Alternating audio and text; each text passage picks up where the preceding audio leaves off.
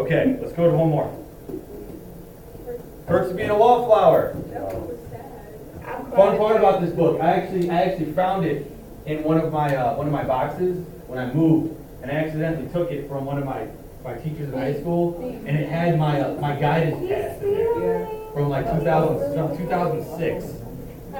So I was like, oh, so now I use it as a book. But anyway, who's seen who knows Perks of Being a Wallflower? Who read it? Who can give us a brief what goes on the book? Who wants to do that? Marianne. Okay, so basically the main character of what's his name? I forgot his name, but it's him and Charlie, yeah, Charlie. Okay. And so he starts his freshman year of high school and with his sister and his brother, and he's trying to find where he belongs. His sister's like some environmentalist. She's in college. Not until the end of the book. And his brother's in college. Whatever happens. And then he meets, he can't find his place, and he meets a new group of friends, and they become great friends and stuff. And then, he has like recurring memories of his aunt who died. He feels guilty about that for some reason. And then, like at the end, I'm not gonna spoil the whole thing for you, but he becomes great friends with these people, and so, and then in the end, he goes crazy, and he's in an institution for a while, and I'm not gonna spoil it. Okay, that's okay. Yes.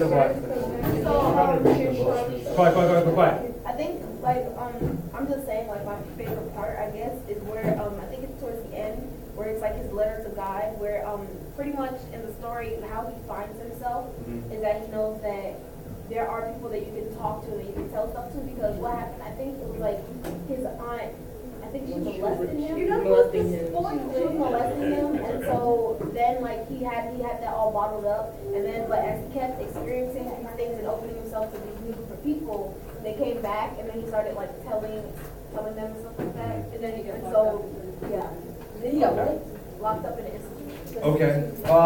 So pretty much what happens here is he is trying to. What do you say? He's trying to find himself, trying to find a place. It's all about finding a place, and him trying to come to terms with what happened, right? Because he's followed it up. He meets a bunch of new people, goes on a bunch of new experiences. I've seen the movie. I never read the book, even though I own it. You watched the movie? They had it for $1. The book? I might if I can find it. I like the first one. Okay. So, Matt, please open the door. Thank you. Okay, so he's trying to find himself, and at the end, there isn't really closure, right? We don't know whether he has or hasn't, but we do have a sense that he's equipped with the skills that he needs to be okay. Right? The Outsiders. Who's read The Outsiders? I think I read You watched The Outsiders? With Matt Dillon? Doing Johnny? Can you explain the story? Okay, hold on. Outsiders. Pony Boy. Oh, yes. Pony Boy and Soda Pop. I remember, they had these parties at the end. The Rumble. Okay, hold on. So Pony Boy is our main character in The Outsiders. And he runs with these group called the Greasers. The Greasers are your your impoverished kids, and they have this whole beef with these guys named the Socials. The jocks, essentially. They're the guys who drive Corvettes, Camaros, and they're the rich kids. They got the bag. Hold on, good. They're the rich kids. So the whole time, Pony Boy has this whole dilemma because he's a greaser, and then they go to this drive-in and they meet this girl, right? And he kind of thinks she's cute, and then he starts saying why do we have these things? Why can't socials and greasers get along? And that's kind of his whole thing. He doesn't really want to be a greaser. No, he's a greaser. I said, if she's a... Yes, she's a social. That's all I'm thinking. So he's all why can't we just get along? And he's just trying to find his place in this world of this class division and violence. A poor and rich kid. Poor and rich kids.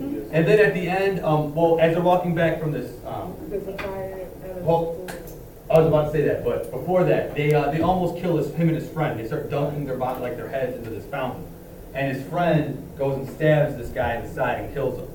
So they have to run off. So they go. They have to run off. They pretty much go on this journey. That moment where he stabs this guy in the side and kills him, that's the beginning of their journey, and they have to go and fend for themselves for a while. Yeah, it seems like something that was. It was actually a made for TV. It seems like West Side Story. Right. Yeah, you did? How'd you like it? So at the end, there's this huge rumble between the two, and then Ponyboy is like he's still trying to find himself, but he's better off. What's the real name? It's his name. That's his real name, Ponyboy. You like to find it. You like to find it. Yeah. Like to find it. 2-Bit. 2-Bit was played by Emilio Estevez. Matt Dillon. Matt Dillon was Dallas. Dallas. Patrick Swayze. Patrick Swayze was the older brother. And Tom Cruise.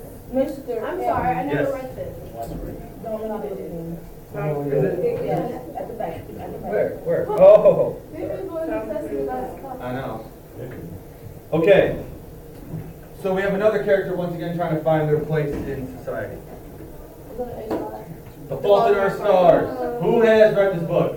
I haven't read it. Everyone quiet. Liz is gonna take us away. What happens in The Fault in Our Stars? It's like about this girl, she get cancer or something, and then she has to go to one of those groups, Yeah. and then she meets this boy, and he looks normal, but she finds out he has like a prosthetic leg, Yep. and they fall in love, and so Yeah. they're there and trying to get her. Yeah, she's trying to find her place in the world where she has cancer.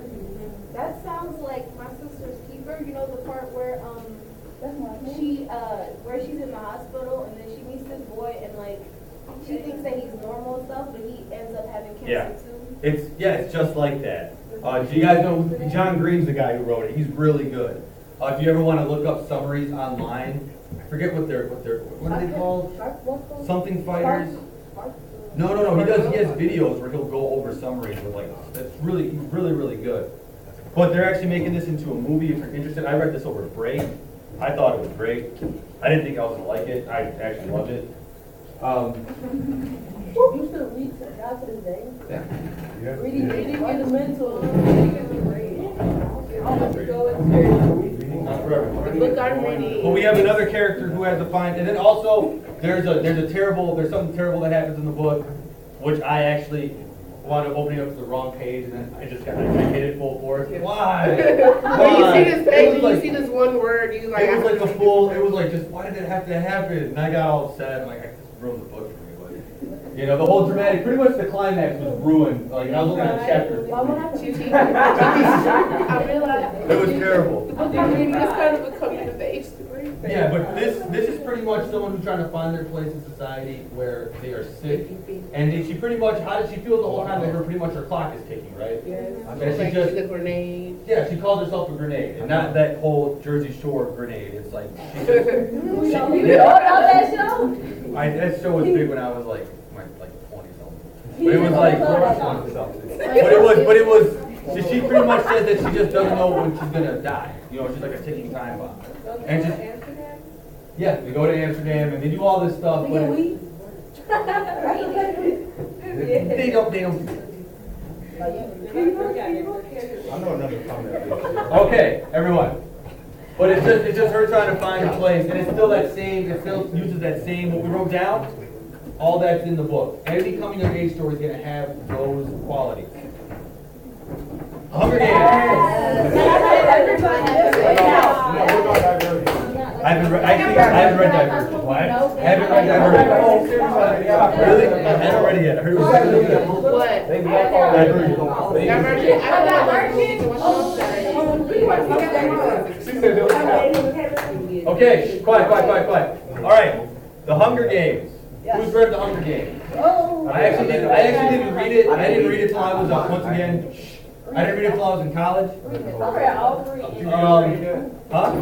Yeah, me too. No. You have to read I know. the first book. I read the first one and I was like, this sounds a lot like Battle Royale. I don't know if you guys ever seen that. Yeah. Except I don't know how to do it, because like you die and then you get up and enter the book. Yeah. It's a lot like, quiet. I know you guys are excited for The Hunger Games. Okay. Hunger Games. Who wants to summarize Hunger Games for me? I'll have you do it. Okay, so. Quiet. Everyone quiet. This is like my favorite, this became my favorite series. Pretty much, so they're living in this, pretty much the world has gone through some type of apocalypse, but they're, coming up from the apocalypse, and I guess the world's broken up into certain regions. Districts. Districts, there you go. And so there's like, full on, there's 13 districts, but 13th one, you know, something happened where they were fighting, and so They they rebelled. completely killed them, Yeah. supposedly. So, this one